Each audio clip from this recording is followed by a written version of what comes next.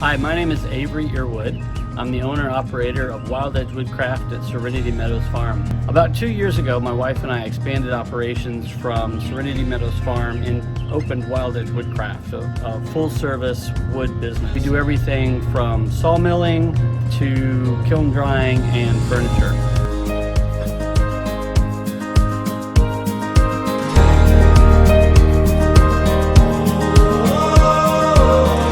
Behind me is our True Cut mill. This is an 8-foot wide mill. It allows us to process just about any local urban wood we can get our hands on. The hardest part is finding a piece of equipment that can pick up these trees, and I'll show you some large ones we have in the log yard. But this is a fantastic machine, extremely well built in Kentucky by Donaldson Machine Company.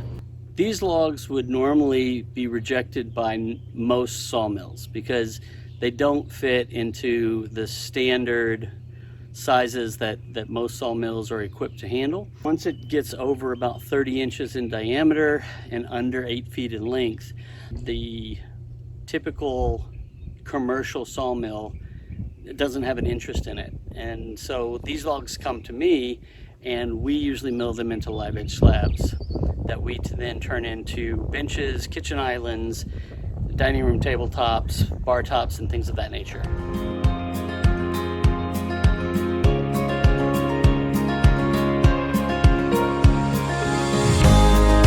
So as you can see, we're still under construction, and this is a very valuable piece of equipment called a slab miser, made by Wood Miser. It lets us flatten slabs up to 6 foot wide and 18 feet long. It's a very precise machine, and it lets us put a very flat surface on a very wide slab. In addition to that, we have a 36-inch wide planer and 36-inch wide belt sander. It was very important that we be able to dry our lumber quickly and with high quality. We invested in these iDry vacuum kilns as a way to do that.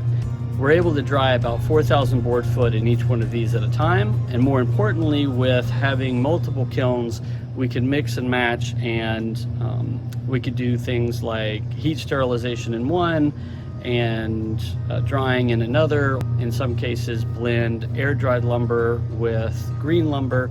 Vacuum kilns are particularly good at drying thick lumber, and that's what we specialize in. We mill extra wide, extra thick live edge slabs out of some of the largest trees that we can find. Most of our trees come from the urban forest, so trees that are damaged in neighborhoods, either diseased or damaged by storms, and occasionally trees that are aged and senescing and need to be taken down for safety reasons. We take those trees, we bring them back to the farm, and we mill them on one of our 2 sawmills. After that, we air dry for a little while, and then as quickly as possible, we get them into one of our kilns. One of the reasons why I chose iDry as opposed to some of the other kilns on the market were the price point, the size. So these although they're very heavy, they're still, in my opinion, they're still mobile. In addition to being priced right and being very flexible in terms of lease or purchase options, they are incredibly well-built machines. They're made from 1/2 inch thick stainless steel, and as engineered machinery goes, it's a relatively simple machine. It's a box with a vacuum pump, a heating element, and a fan, and a drain mechanism. And so there's very little to go wrong. As long as the seal holds and the vacuum pump can work, and the heat comes on and the fan works, then we can dry lumber. That said, they do have a very intuitive computer control, which allows me to change things like the vacuum pressure, the temperature, the drain cycle, and the time that the fan runs in each direction. So those are all user set parameters that I can control so that I can fine tune my drying. But 9 times out of 10, all I really have to do is hit the start button and wait for it to dry. We're in what we call our dry shed. This is our slab storage facility. Currently, this is where we store almost all of our kiln dried slabs. Many of these have already been surfaced. Several of them are still waiting to go on the flattener. Once they leave this facility, they go back onto the flattener, or in some cases back into the kiln for a final touch-up, and then they go into the shop to be made into furniture.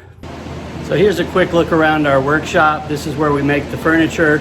We've got a 36-inch Tanowitz bandsaw, and the heart of the shop is the table saw. A couple of tables that are in progress over here.